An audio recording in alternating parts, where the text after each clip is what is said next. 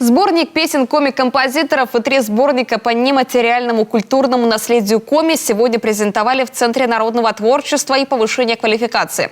За каждым изданием стоит долгая и кропотливая работа. Это поиск материалов, фотографий и рукописей.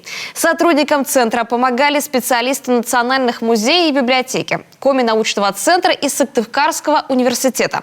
Приносили фотографии и простые люди. Елена Кононова об уникальных изданиях. Вот эти письма, понимаете, вот эти трепетные письма перепелицы, когда к нему, например, писали с органов культуры, там мы получили, там сборник, так это мило, мы вас поздравляем, телеграммы с такими трепетными.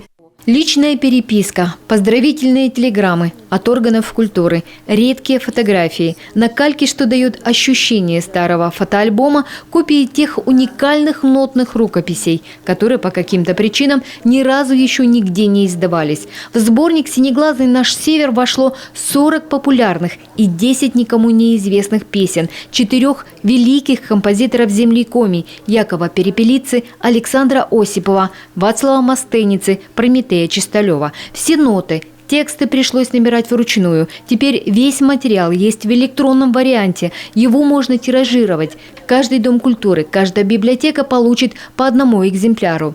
Мы окунулись в эту удивительную красоту нотных книг, рукописей, которые на сегодняшний день они содержатся. И, вы знаете, как же осуществлялся этот подбор песен?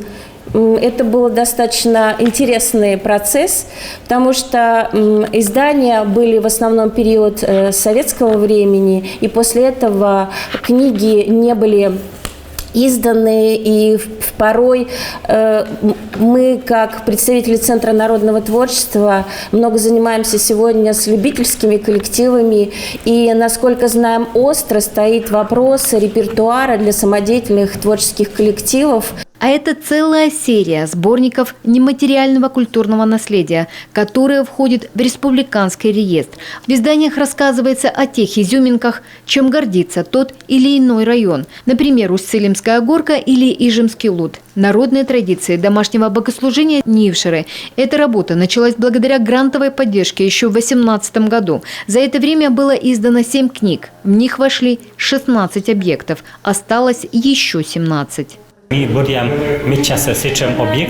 Мы отбираем те объекты, которые подчеркивают уникальность культуры. Мы не берем все подряд. Я вот иногда смотрю федеральный реестр объектов нематериального наследия. Вот, например, там есть гадание какой-то деревни, но у нас везде гадают, и это не является чем-то уникальным. Мы отбираем только самые интересные, чтобы о нашей культуре знали не только жители республики, но и других регионов. К столетию республика увидит еще немало издательских новинок. Среди них историко-культурный атлас, который не издавался с нулевых годов. К юбилею назрела необходимость внести в историю те события, которые в регионе произошли за 20 лет. Сегодня работа уже на финишной прямой. Здесь будет такое очень тоже интересное издание, научно-популярные очерки, для того, чтобы, опять же, это было интересно и исследователям, и обывателю, который просто может интересоваться тем или иным направлением развития современной культуры в республике. Министр культуры уверен, все новые издания, сборники, атласы, книги о республике будут отличным подарком к знаменательной дате региона. Гости юбилейного праздника смогут увезти с собой частичку земли коми. Елена Кононова, Олег Костромин, телеканал Юрган.